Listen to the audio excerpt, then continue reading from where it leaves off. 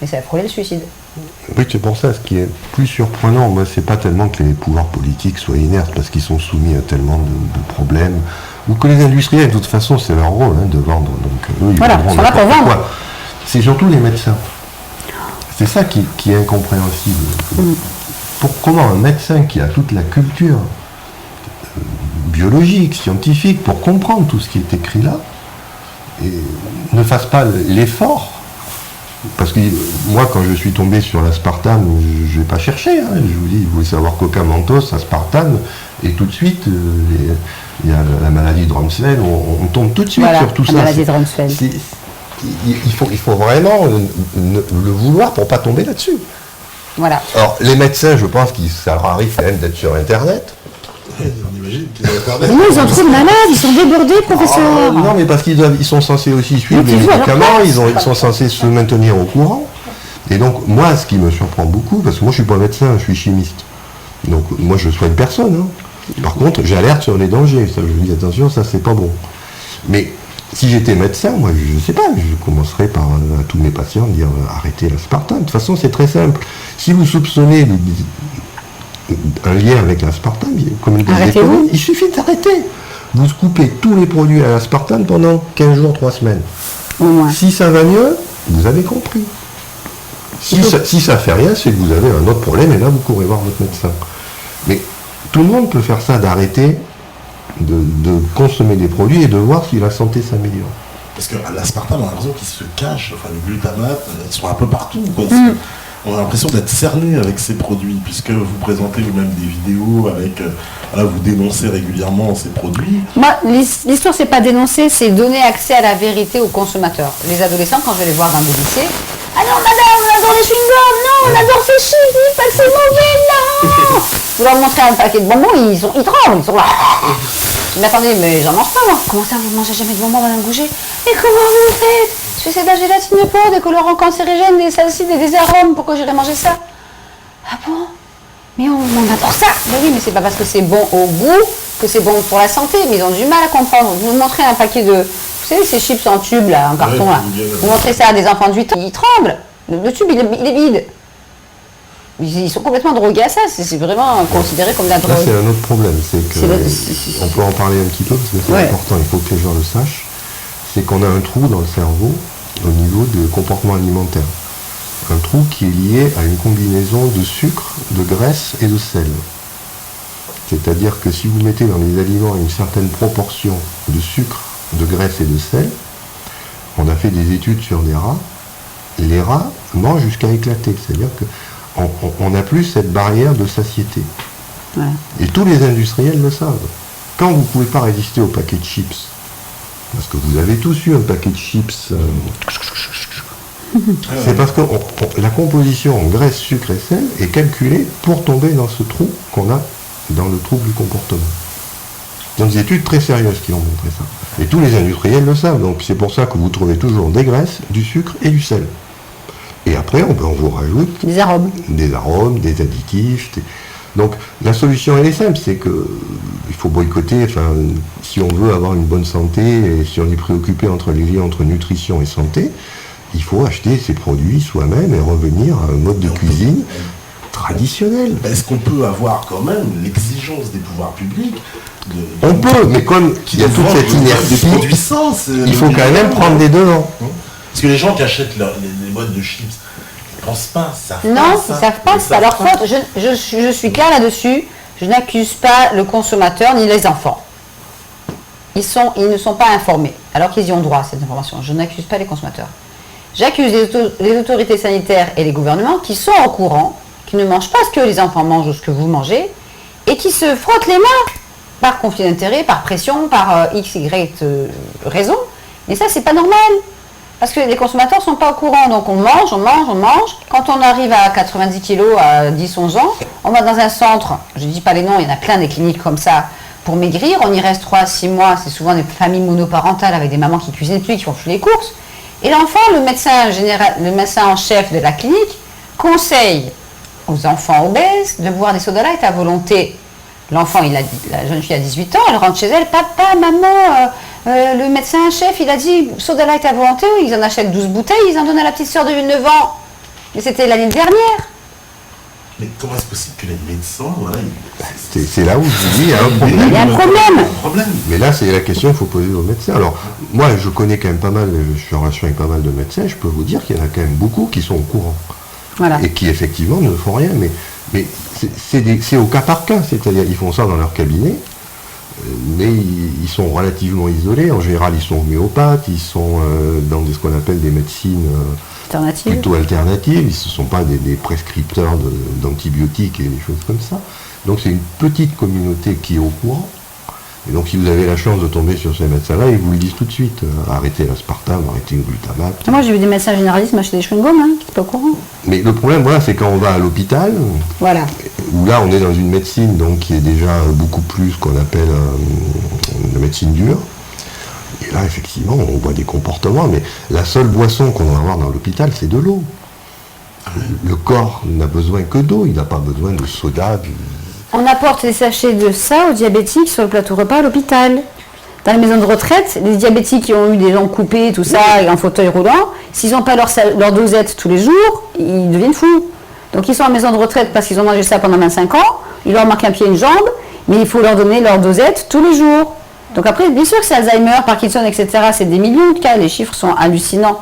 Et donc du coup, on marche la tête à l'envers. Vous verriez ce qu'on donne à manger dans les maisons de retraite. Alors évidemment, on dénonce les lobbies. À la cantine, l'enfant, il mange des fonds de sauce, une barre de glutamate. Donc après, il s'énerve. Dans la cour, il va manger un sachet de bonbons, des chips, parce que une pomme, c'est maintenant des compotes en sachet, c'est plus des pommes. On n'apporte pas une banane ou une pomme à l'école. On apporte des bonbons, des chips, des biscuits, des barres chocolatées. À la maison, si la maman fait attention, si les parents font attention à ce que mange l'enfant, il a de la chance. Mais c'est souvent une boîte de raviolis au micro-ondes avec un yaourt aromatisé parce qu'on n'a pas le temps de cuisiner. Et à l'hôpital, c'est le même repas qu'à la cantine. Mais moi, j'hallucine. Et quand j'ai une maman qui me dit « Ma fille, elle va bien, je fais attention et tout. » Mais mon mari, il est médecin pour les hôpitaux, dans l'hôpital d'enfants dans ma ville. Je dis « Mais c'est très bien, il n'a qu'à donner des conseils en nutrition aux parents. Comme ça, l'enfant reviendra moins malade ou il ne reviendra peut-être pas. » Ah non, mais s'il fait ça, il perd son poste, mon mari. Pression, parce que c'est ça, cette addiction. Alors vous, Marcella, vous pouvez nous en parler de cette addiction. Comment ça se manifeste? C'est-à-dire, vous avez besoin d'acheter votre soda Enfin, bon, maintenant, je peux parler de maintenant parce que je ne consomme plus du tout ni d'aspartame, ni de glutamate. Enfin, je prends jamais de plat préparé, de quoi que ce soit. Et actuellement, depuis plus d'un an, j'ai l'effet de satiété qui est revenu. Et je mange très peu, en fait, j'ai plus faim. Mais par contre, à l'époque, je me rappelle quand je prenais tous les produits light pour maigrir, j'avais une faim constante. J'attendais, alors je déjeunais, j'attendais 10 heures avec impatience pour prendre mon petit yaourt light avec un petit soda. J'avais très faim, j'attendais le midi avec impatience pour recommencer à manger. Je mangeais toute la journée. J'étais obligée d'avoir mon petit shoot à l'aspartame. Et ça, je ne comprenais pas pourquoi. Mais maintenant que le professeur a expliqué, je commence à voir pourquoi ils nous ont complètement empoisonnés, quoi. C'est-à-dire, oui, complètement empoisonnés. C'est pas un empoisonnement. Ce qu'ils veulent, c'est vendre. Voilà. C'est qu'on consomme. C'est que les gens aient toujours faim. Oui. Et donc ils mettent en œuvre des techniques, comme ce sont des sociétés qui ont des laboratoires de recherche, qui ont beaucoup de moyens, ils savent très bien ce qui se passe dans le cerveau, ils savent très bien toutes ces choses-là. Et ils mettent en œuvre dans les produits ces compositions pour qu'on ne s'arrête pas de manger. Et qu'on achète tout le temps. Qu'on ait envie. Qu'on devienne prisonnier du produit. Ah, c'était bon, donc on va acheter. Des conséquences quand même sur la santé, c'est ça. Oui, c'est là où... Sur la santé physique et mentale. Physique et mentale. Et bien sûr, je crois que c'est quand même une question d'argent, parce que quand je vois mon caddie à l'époque, c'était quand même 250 € par semaine. Parce que les produits allégés sont plus chers en plus. Les produits allégés sont plus chers. Donc là, je consomme beaucoup moins. Avec 250 €, je fais, je sais pas, moi, 3 semaines. Maintenant, avant, c'était 250 € par semaine. C'est quand même une question d'argent. Ils nous font des consommateurs hystériques. hystérique, on a toujours faim, on rentre dans le magasin, notre seule optique, c'est de remplir un maximum le caddie. Moi, le frigo, il dégueulait. Voilà, il était tellement plein qu'on n'arrivait même plus à mettre un doigt. Tandis que bon, maintenant, c'est toujours le même frigo. On a des aliments, de base, puisqu'on prend tout ce qui est nature. Je fais tous mes repas. Je prends les légumes, les fruits. Je suis revenue à une pomme pour le 4 heures. Moi, j'ai pas ce sentiment d'avoir faim toute la journée. Et miracle, je maigris. Ce qui n'était pas arrivé depuis des années. Tu as perdu combien de kilos là? Là, j'ai perdu 10 kilos en un an. Et j'espère perdre encore les 7 kilos qui me restent. Bon, c'est vrai que j'avais pas j'étais pas énorme, hein, j'avais quand même entre 17 et 20 kilos de trop. Et vous aussi, vous aviez des conséquences, vous pensez, sur votre état mental, sur votre... Ah bah oui, l'état mental grave. Hein. Ah oui, j'étais hystérique, méchante, je piquais des colères, j'avais des insomnies, j'étais assez lunatique. Alors moi, je suis un caractère toujours gai et linéaire, hein. Du matin au soir, tout va bien. Et là, j'étais quasiment en dépression sans arrêt avec l'aspartame. Si j'avais changé à 100%, mes parents me le disaient. Hein. J'étais plus moi-même, j'étais quelqu'un de différent. Et ce qui est bien, c'est que depuis que j'ai arrêté totalement, j'ai récupéré quand même ce que j'étais avant, ma bonne humeur. J'ai quand même réussi à récupérer mon état mental du départ. Mais bon, c'était pas gagné. Hein. Ah, ça a été long. On peut vraiment l'assimiler à de la drogue, quoi. C'est de la drogue. C'est de la drogue en fait qui se crée. Aux États-Unis, à la télévision, c'est dénoncé comme de la drogue, surtout le glutamate. Mais vous savez, le problème de la drogue en France, par exemple, on a des drogues qui sont légales, comme l'alcool et le tabac. Sûr, ouais. Ça ressemble, hein. Et des drogues qui sont illégales. Mais finalement, je peux vous dire que l'alcool et le tabac sont aussi addictifs que de l'héroïne ou de la cocaïne. Bon, le gouvernement, pour des raisons que nous connaissons de bénéfices, autorise certaines drogues et interdit d'autres. Donc l'aspartame, c'est pareil, c'est un produit qui est dangereux. Vous avez raison de dire que c'est une drogue. Mais est-ce qu'on l'interdit? Il faut prendre une décision politique. Quand même, ouais, parce qu'au moins le consommateur de tabac, il a son choix, il est informé, bon, il achète sa drogue, mais il le sait. Mais là, quand on achète des produits là, ça c'est vrai, et c'est pour ça qu'il faut se battre pour que l'information circule. Ça, et c'est pour ça que ce que vous faites là est vraiment très bien. Et on vous remercie. On aimerait pouvoir faire ça sur des chaînes nationales, donner ces informations, parce que à la limite que quelqu'un s'empoisonne, c'est son problème, il faut qu'il le sache. Voilà. Sur le paquet de cigarettes, il y a marqué « Fumer tue ». Fumer peut nuire à la santé. Il y a plein de photos maintenant, de phrases, etc., de phrases choc. Mais la personne a choisi de continuer à fumer, c'est son choix. On ne va pas donner une cigarette à un enfant de 2 ans. Par contre, dès qu'il a arrêté d'avaler ses chewing-gums, on lui donne un chewing-gum sans sucre pour enfant. Et là, il n'est pas marqué « Mâcher-tu ». Moi, je vous garantis, je ne dirais pas la marque parce qu'elle est très connue en France et dans le monde, même si elle est prise en procès en ce moment aux États-Unis pour le cas de tumeur cérébrale, cette marque-là, j'ai des cas d'AVC à ce chewing-gum-là.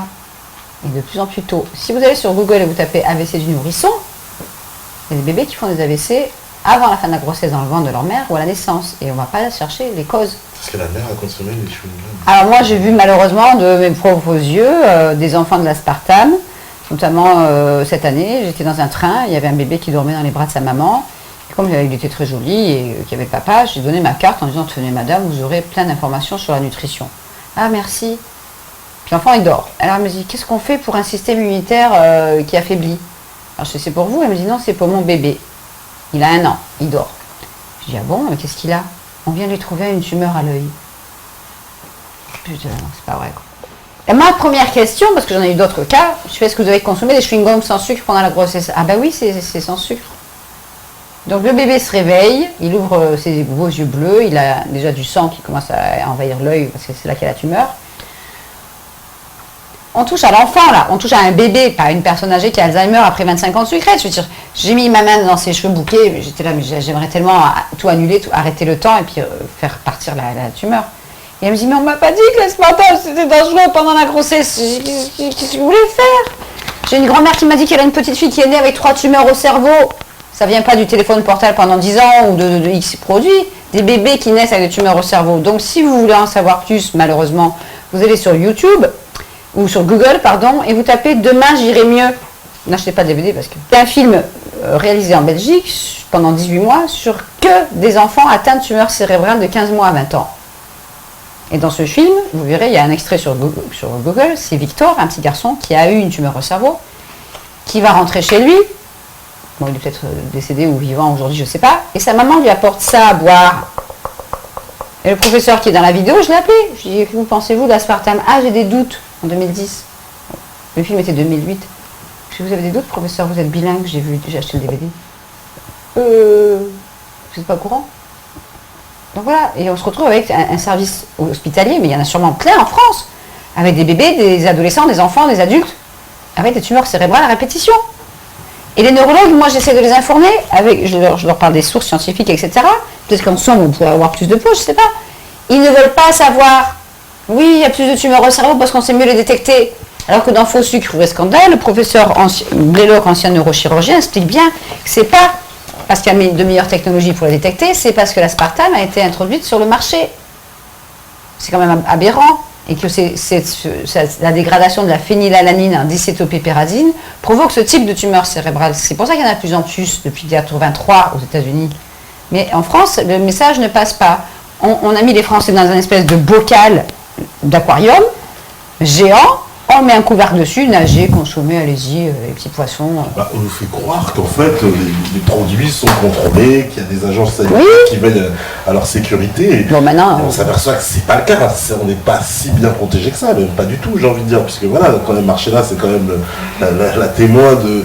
Voilà, qui est venue, on vous remercie d'être témoigné, mais ce qui pourrait être un témoignage, j'imagine, de centaines de milliers d'autres personnes aussi, c'est qu'ils ne le savent pas en fait. C'est ça qu'ils ne savent pas. Donc c'est pas leur faute, ils sont désinformés. Et quand qu'il y a une diététicienne qui par mégarde ou par désinformation elle-même conseille de l'aspartame à une femme enceinte, moi j'ai envie de m'arracher les cheveux, je vais pas le faire, mais je me dis, mais attends, mais cette petite fille elle a des problèmes neurologiques forcément. Et elle a survécu, j'ai des cas de bébés à l'aspartame, mais ça pleurait. Et on dit rien, on n'a rien dit pendant 35 ans. Donc maintenant on se retrouve avec des instituts pour des enfants à problème neurologiquement, qui ont du mal à apprendre à lire, à dormir.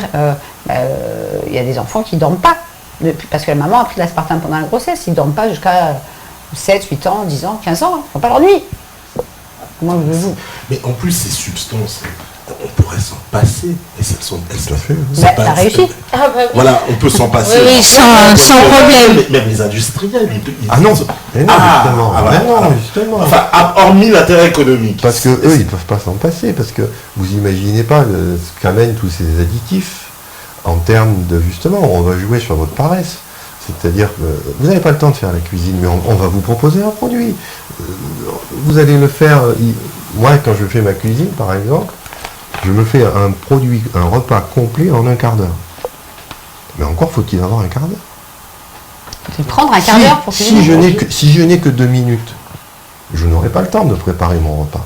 Donc qu'est-ce que je vais faire? Je vais aller prendre un produit tout prêt. Et c'est là où l'industrie elle est là. Mettre au micro-ondes. Mais on est là. Ne vous embêtez pas à éplucher les légumes. Ou ramener des soupes en sachet. Voilà, tout est prêt. Voilà, on met de l'eau et c'est terminé. Ouais. Donc on joue sur votre paresse. Ou sur votre inaptitude à vous libérer du temps. Ou manque de temps, voilà. C'est-à-dire que si vous avez conscience que votre santé est quelque chose d'important, vous devez prendre 10 minutes, un quart d'heure chaque jour pour faire votre cuisine. Et être sûr de ce que vous mangez. Si vous n'êtes pas capable de faire ça, ben oui, effectivement, vous tombez dans les bras de ces industriels. Ils sont là, ils sont ravis, ils ne demandent que ça.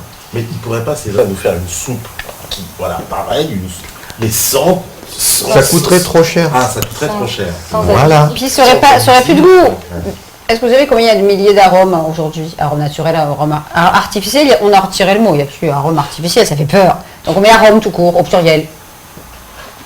Dans le mot arôme, il peut y avoir 3 sources de glutamate. C'est indiqué sur les pots de bouillon en Afrique. Oui, les magies, oui. Et là, non, il y a plein de marques en Afrique. Moi, j'ai aidé le Cameroun, c'est sur Internet, c'est pas grave. On a fait une campagne de prévention et d'information au Cameroun, par Skype et compagnie, sur 3 semaines. Au Cameroun, hein. Et le président du comité d'information pour les consommateurs là-bas, de la Ligue des consommateurs au Cameroun, pendant la campagne, son meilleur ami de 34 ans est mort d'un arrêt cardiaque fulgurant, à plus de 130 kilos, je crois, il avait été élevé au bouillon.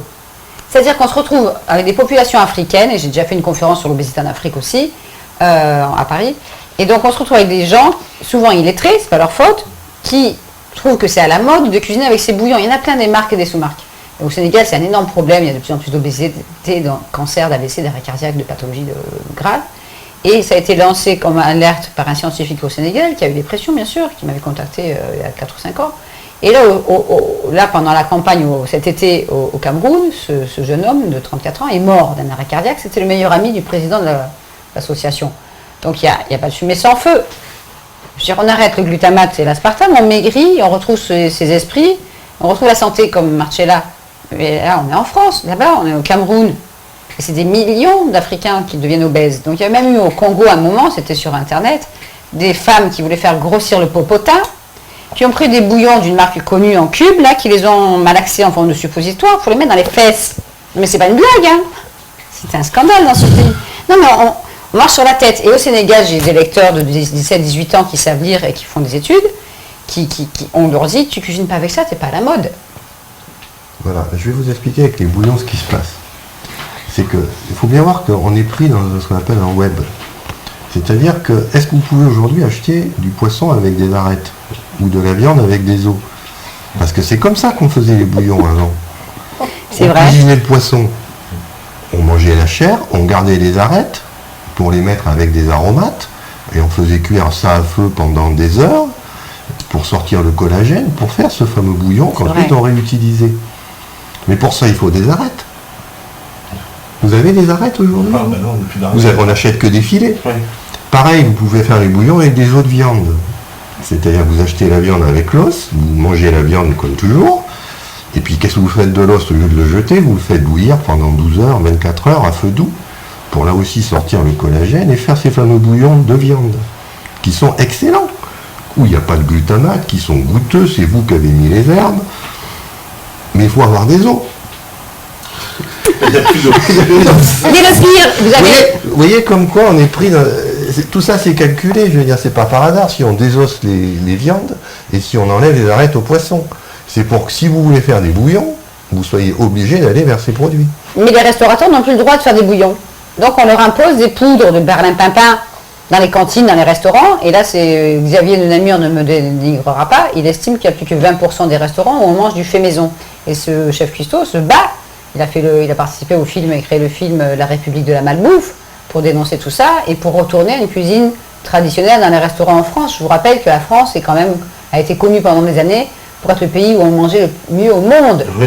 Hein?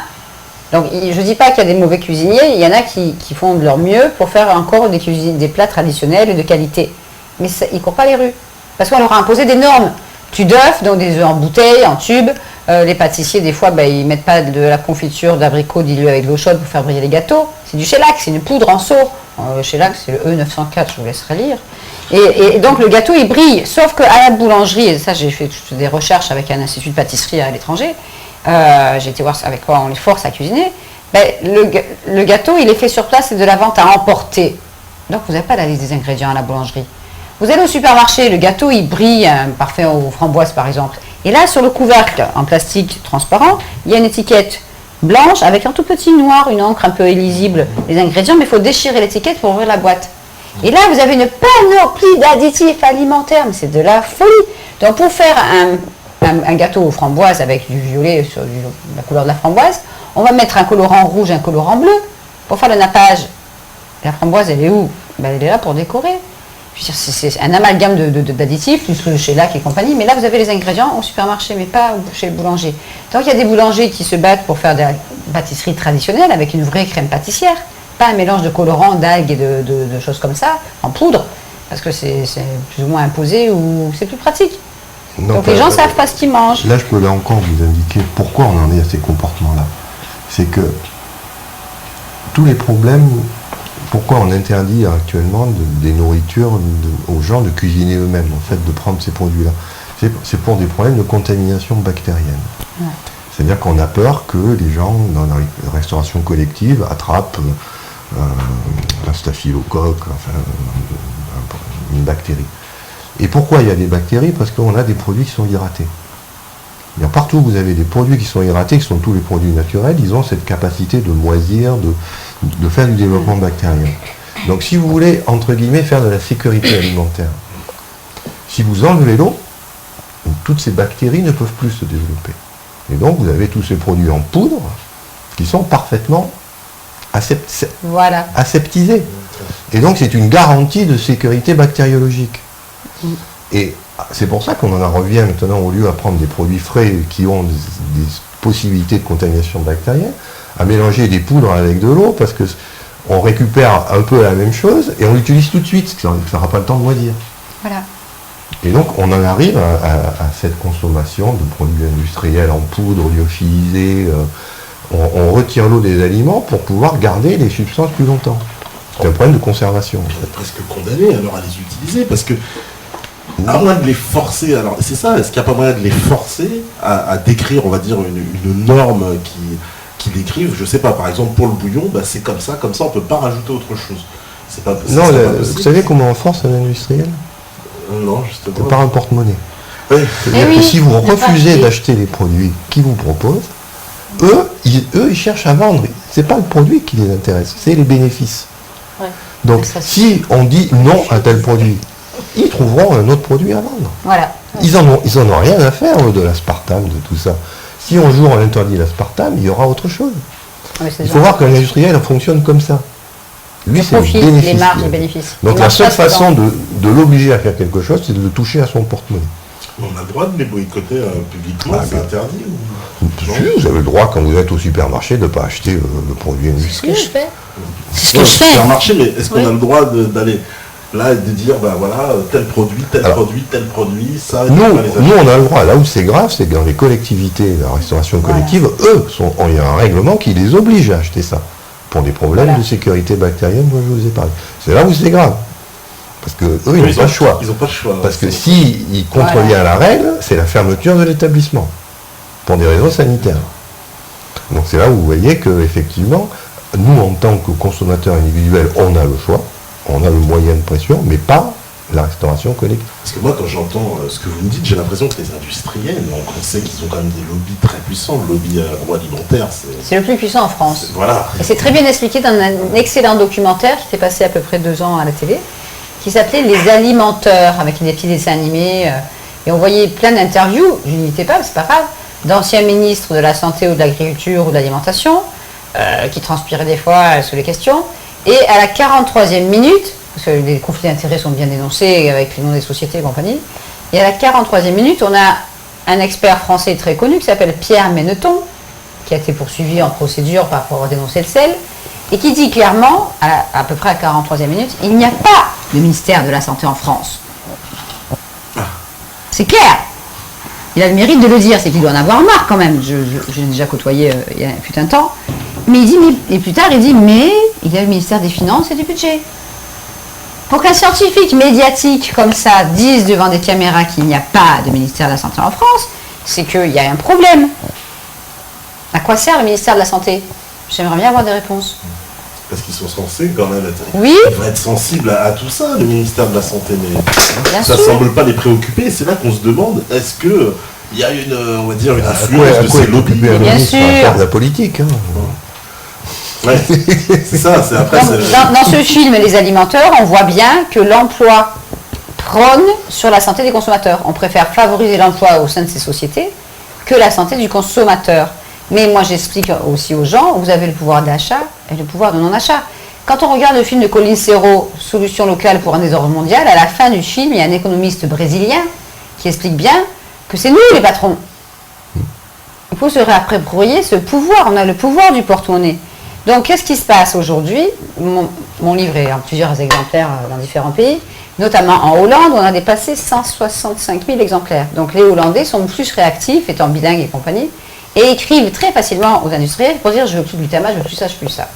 Donc, en 2011, je vais vous le dire, parce que c'est officiel maintenant, on me l'a appris, j'étais invitée pour le 100 000e exemplaire de mon livre en Hollande, par mon éditeur, bien sûr, qui était ravi de m'accueillir. Conférence de presse, des journalistes, un chef cuistot pour me soutenir. Et là, la femme de mon éditeur me dit, tu sais, on a fait un salon du livre cette année, puis il y a un monsieur en costume cravate très important qui arrive au stand de l'éditeur et qui dit, bonjour madame, vous êtes la femme de l'éditeur qui a édité Le Petit Livre Noir?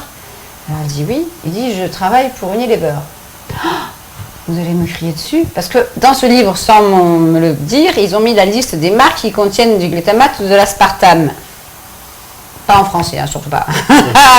Et là, les consommateurs ont dit, oula, il y a un problème. Donc ils ont écrit beaucoup de lettres. Je suis en contact avec certains parce qu'ils parlent anglais. Et là, il a dit, non, c'est très intéressant. On suit de près ce qu'écrit Corinne Gouget.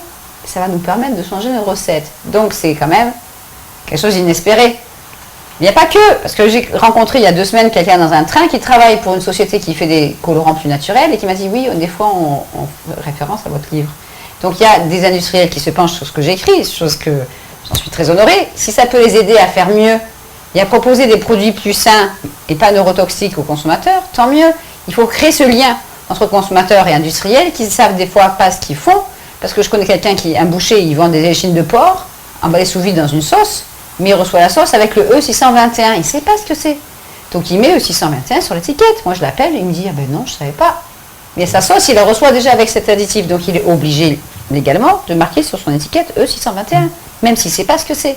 Donc on est sur le point d'avoir presque des chips goût fraise, goût camembert et compagnie, parce que c'est l'ajout d'arômes qui donne ce goût irrésistible. C'est je veux des chips goût barbecue. Les chips, elles ne sont pas passées au barbecue, c'est un arôme barbecue. Et les arômes de toutes sortes. On vous fait manger des arômes de tous les goûts. C'est inimaginable. Donc voilà. Et donc du coup, il faut vraiment arriver à motiver les consommateurs à s'informer, à aller chercher, à lire ces étiquettes. Malheureusement, on devrait pouvoir faire confiance, on ne peut pas. Et à motiver aussi de l'autre côté les industriels qui ont une bonne conscience, il y en a quand même quelques-uns, j'en connais, pour fabriquer et proposer des produits peut-être un peu plus chers, parce que moins chimiques, mais bons pour la santé ou meilleurs pour la santé. Sans le problème de neurotoxicité. Ça a assez duré. Eh bien justement, on va faire une petite pause en regardant une de vos vidéos, donc les immangeables sur les chips, justement. Donc vous nous expliquiez très bien ce que contiennent cet été, ça m'a énervé. Chips et les chips dont j'imagine beaucoup d'entre vous se raffolent. Hein, parce que, mais les enfants raffolent aussi. Voilà, tout le monde raffole un peu de ces chips, que c'est les gâteaux aussi d'apéritif, c'est un peu la même chose. Ces gâteaux les bâtonnets de crabe aussi, là. Moi jamais. Vous avez mangé aussi de ça beaucoup, mais jamais maintenant, jamais. Alors tu fais quoi pour l'apéritif si tu invites des amis? J'ai des petites carottes, des légumes, enfin des petits choux, des choses croquantes. D'accord. Mais jamais ça, non. Fini c'est fini. Les apéritifs. Et si tu en manges par erreur, il se passe quoi alors? Je sais pas. Je cours aux toilettes au bout d'une demi-heure parce que je vomis. Je vomis instantanément. À cause du glutamate, je fais vraiment une allergie. Ça se passe très mal et de toute façon, je rejette tout. Je ne peux même pas digérer. C'est pour moi un poison, mais violent, ultra épouvantable. Au bout de combien de temps après ingestion, les symptômes? Moins d'une demi-heure. Moins d'une demi-heure. C'est pas que j'ai réessayé, des fois je suis coincée dans un truc, un mariage par exemple, et puis la main qui tombe sur ces choses-là, puis c'est comme un peu comme une drogue, on a toujours on en mange, mais beaucoup moins qu'avant le système pour moi, parce que ça me dégoûte vite, je n'ai plus ce goût de vouloir en manger beaucoup. Mais même le peu que je mange, je cours direct aux toilettes. C'est comme un poison. Betty Martini l'a très souvent observé sur des milliers et des milliers de cas. Une fois qu'on a mangé pendant des années, c'était combien d'années toi? 10 ans, 15 ans? Oui, 15 ans. Plus de 15 ans, oui. On développe ce qu'on appelle une hypersensibilité aux produits chimiques. Et ça, c'est à vie. Et c'est très bien expliqué dans le film Street Remedy. On ne peut pas s'en défaire. Donc il faut vraiment changer d'alimentation si on veut s'en sortir. D'accord. On fait une petite pause, puis on revient après. Donc c'est bien la Libre Entraîne avec le professeur Marc-Henri, Corinne Gouget et Marcella, donc nos invités pour cette soirée spéciale sur les additifs alimentaires. On se retrouve juste après, les immangeables, les chips de Corinne Gouget. Bon appétit quand même. A tout de suite, à vous la régie. Tu peux en goûter? Corinne Gouget, bonjour. Bonjour. Vous avez une jolie table. Est-ce que vous attendez des invités? Ah non, pas du tout. J'attendrai plutôt des évités. Donc évidemment, il est tout à fait naturel de penser apéritif. On pense apéritif, pique-nique, sortie scolaire. J'ai vu beaucoup d'enfants dévorer des paquets de chips dans des trains, dans des autobus, lors de ce voyage scolaire aussi. Donc nous sommes en été, c'est l'époque des pique-niques à la plage, des promenades en forêt, des barbecues, qui ne fait pas de barbecue dans son jardin à part Corinne Gouget. Et donc, il y a toujours des chips lors de ces événements. Donc ici, ce matin, j'ai fait un petit tour dans un grand hypermarché. Et, excusez-moi l'expression, j'ai halluciné. Donc j'ai découvert les nouveaux goûts de chips cet été. Parce que évidemment, je n'en achète jamais. Donc je vais vous montrer un peu ce qu'on a acheté. Je vais commencer par les 3D. Si vous voulez voir le monde en 3 dimensions, vous achetez des chips goût chèvre. C'est goût, hein? Goût chèvre. Et on va jouer sur le marketing d'abord, après on regardera les ingrédients. Donc goût chèvre, c'est des petites chips en forme de cône comme ça. Donc peut-être des cornes de diable, je sais pas quoi.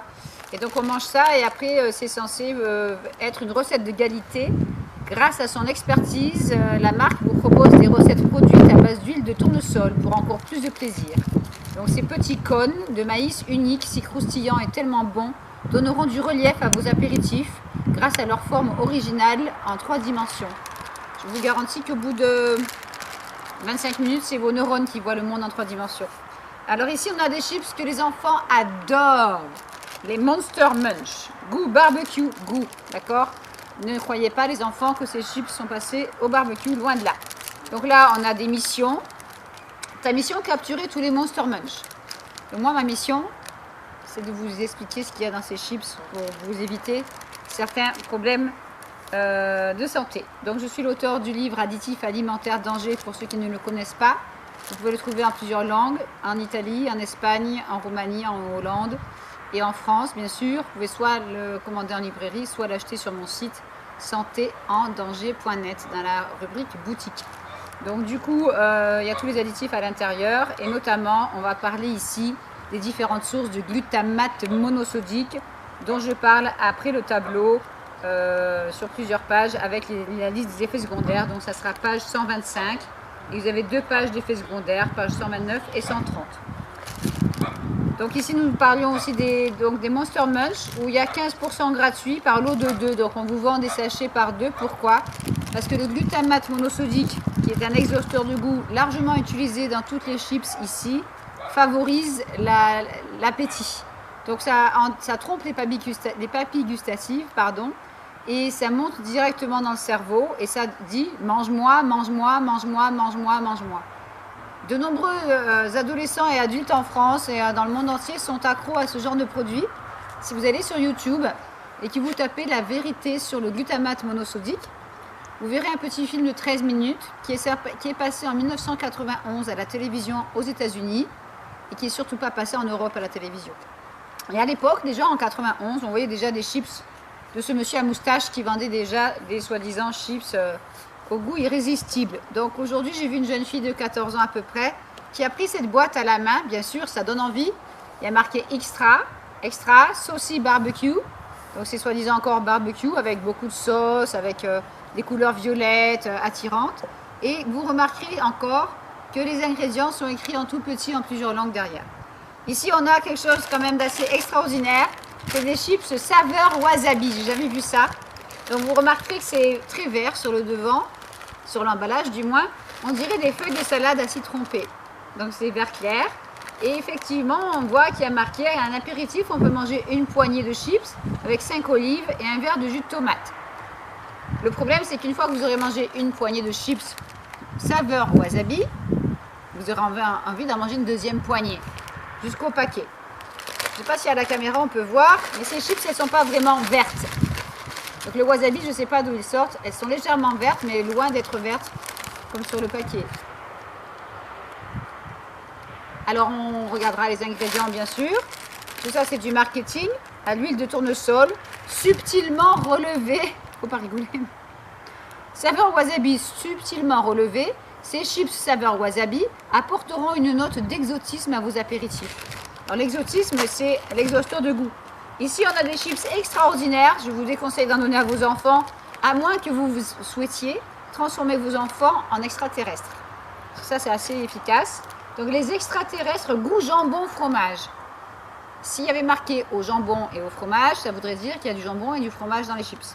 Là, c'est goût, donc c'est des arômes artificiels.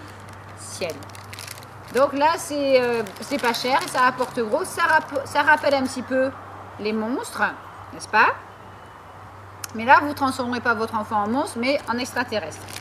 Et là, c'est pareil derrière, 75 grammes, les extraterrestres, etc.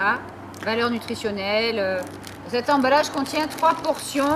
Je vous signale ici qu'on en a jeté une partie à la poubelle directement. Ici, on a des chips qui sont très très connus, notamment en Belgique, qui se vendent en sachet 2 fois plus gros là-bas. Alors là, c'est des Doritos Nacho Cheese. Ouvre vite le paquet et découvre une explosion de goût. Excusez-moi, il y a des gens qui passent en avion. C'est mes invités. Donc on a des chips Nacho Cheese. Ouvre vite le paquet et découvre une explosion de goût. Produit à base de maïs grillé. En parlant de maïs, je vois nulle part sur le paquet sans OGM. Il se pourrait fort bien à ce moment-là que ces chips soient élaborés à partir de maïs transgénique. Ce qui est un énorme scandale, vous le savez. Et là, on va rajouter d'autres ingrédients pour provoquer une explosion de goût. Soit dit en passant, 48 heures après la consommation de ces chips, vos neurones sont toujours en train d'exploser et la neurotoxicité de ce genre de produit commence dans la demi-heure qui suit l'ingestion et beaucoup plus vite chez un enfant. Si un enfant de 2 ans et demi, 3 ans consomme ce genre de produit, son cerveau n'étant pas protégé par ce qu'on appelle la barrière hémato-encéphalique, et bien du coup le glutamate monosodique va directement dans le cerveau de l'enfant et il peut souffrir d'abord de troubles du comportement, puis par la suite de migraines, de crampes, de nausées, mais il va être vraiment très très énervé. Si vous voulez en savoir plus, vous allez sur mon site dans articles. Après, il y a mes articles. Et c'est le premier article de 2011 pour Kousmine, où il y a tout un dossier de 6 pages qui s'appelle « Les excitotoxines ». Vous en mangez peut-être tous les jours sans le savoir. Donc, on va continuer notre tour de table, n'est-ce pas? Ici, nous avons des chips goût bolognaise. Rien n'arrête le progrès, ni les industriels. Donc, c'est pas cher à grignoter à l'apéritif, à table ou en pique-nique. C'est pas par hasard, on ne vous sort pas ça à Noël. Alors, du coup, là, c'est saveur bolognaise.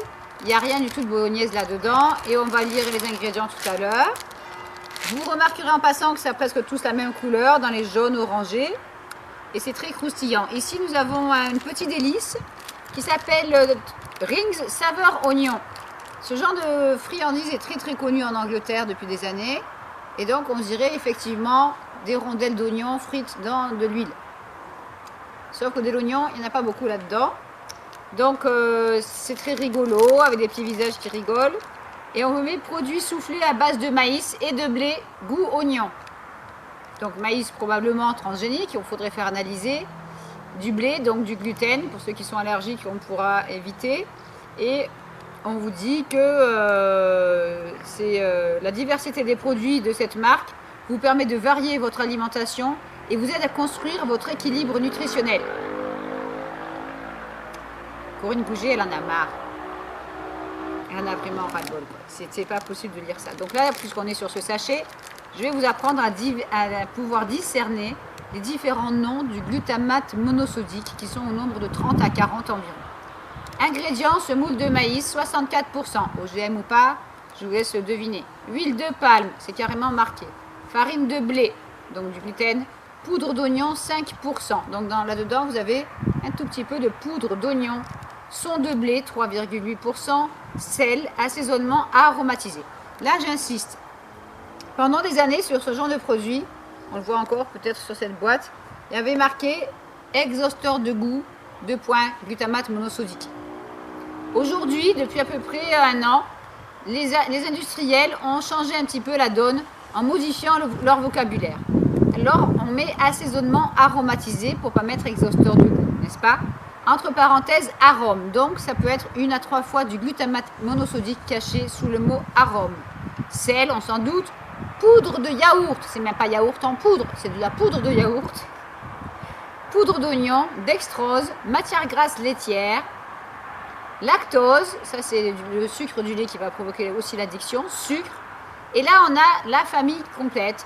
Exhausteur de goût, E621, E627, E631. Poudre de lait écrémé, un plus, maltodextrine, j'ai une page entière là-dessus dans mon livre. Épices au pluriel et plantes aromatiques. On rajoute encore une couche si vous n'êtes pas satisfait. Exhausteur de goût E621, donc ça fait au moins 1, 2, 3, 4, 5, 6 sources dans ce sachet. Persil en poudre, colorant E100. Ouf, c'est un colorant non dangereux. Traces d'arachide, céleri, œufs et crustacés. Avec 6 sources de glutamate monosodique, ce produit est très dangereux, voire mortel pour la personne qui peut tout manger. Parce que ça attaque aussi le cœur, les organes reproducteurs, ça attaque les poumons, ça attaque principalement le cerveau. Et là, si vous avez 6 sources dans le même paquet, ça peut même, à la longue, provoquer la maladie de Parkinson ou d'Alzheimer. Je vous conseille ce livre qui s'appelle La cuisine moléculaire de Georg Ziprik. Et je vais me permettre de vous lire juste un petit passage que l'on peut trouver dans ce livre qui va vous expliquer aussi plein de choses sur d'autres additifs. Mais là, on va parler les exhausteurs de goût. Il y a eu aux États-Unis des cas graves par rapport aux colorants souvent utilisés dans l'alimentation. Et pour l'exhausteur de goût, c'est le plat principal. Il explique là, comme plat principal, souhaiteriez-vous un peu de tachycardie? Nous vous proposons également malaise, diarrhée, maux de tête et convulsions. Que préférez-vous? Tels sont en effet les symptômes du China Restaurant Syndrome, donc le syndrome du restaurant chinois, qui aurait déclenché, dit-on, l'exhausteur de goût appelé glutamate monosodique. Donc il parle de différentes choses et à un moment il dit: mais si après l'ingestion d'une soupe de glutamate bien corsée, on sent comme une lourdeur au niveau de l'abdomen, des doutes surgissent. A-t-on affaire à une indigestion ou bien à un symptôme d'urgence pour un grand nombre de maladies? L'avis des scientifiques peu nombreux qui ont osé se prononcer sur le glutamate monosodique n'est d'ailleurs pas flatteur. Le glutamate est un poison pour les neurones. Je répète, si vous n'avez pas bien entendu, le glutamate est un poison pour les neurones. L'auteur ne dit pas serait un poison, il affirme que c'est un poison. Et je tiens à vous informer, messieurs, dames, que le professeur John Olney a fait plus de 200 études dans toute sa carrière sur ce sujet et que dès les années 1960, il a dénoncé le glutamate monosodique comme pouvant provoquer des lésions cérébrales chez l'animal.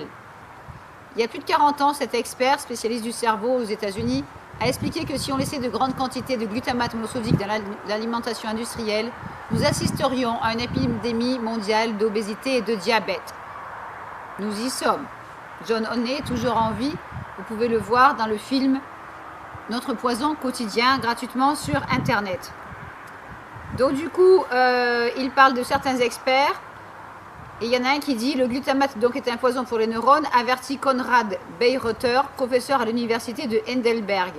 Une toxine qui pourrait contribuer à l'apparition du Parkinson ou de l'Alzheimer. Aux États-Unis, des experts comme le docteur Russell Blaylock, dont voici l'excellent ouvrage en anglais de 1997, Excitotoxine, le goût qui tue, dont parle l'auteur ici. Le docteur Blaylock soutient la thèse que le glutamate monosodique à moyen ou long terme, et spécialement si on l'associe à l'édulcorant aspartame, provoque des maladies dégénératives. Dans ce livre, vous avez plus de 400 sources scientifiques. Faites passer à votre médecin, votre neurochirurgien, votre neurologue ou même au psychiatre, puisque le glutamate rend fou. Donc je vous tiens en suspense et je vous lis la suite. George Schwartz, donc un des médecins qui a dénoncé le glutamate depuis les années 90 aux États-Unis, et John Olney, dont on vient de parler, sont arrivés aux mêmes conclusions qui mettent en garde contre les attaques spontanées d'asthme. De la consommation de glutamate a provoqué un excès de graisse pouvant atteindre de grotesques déformations chez leurs animaux. Donc je vais vous montrer dans un autre livre, le livre du docteur Schwartz, une photo de rat. Donc sur le côté là, vous avez un rat qui n'a pas consommé de glutamate, qui est de taille normale. Et de l'autre côté, vous avez un petit rat qui a consommé du glutamate monosodique lors d'une expérience il y a plus de 40 ans. Vous remarquerez que le petit rat qui a mangé du glutamate monosodique est en surpoids. Or, selon de nombreux experts dont le docteur Blaylock, l'être humain est beaucoup plus sensible au glutamate monosodique et au mélange associé de différents additifs. Donc, ça prouve bien qu'il y a un problème. Aujourd'hui, nous avons vu un certain nombre de personnes en surpoids de 16 ans à 40 ans. C'est pitoyable. Donc, vous imaginez bien les dégâts chez les êtres humains depuis plus de 102 ans.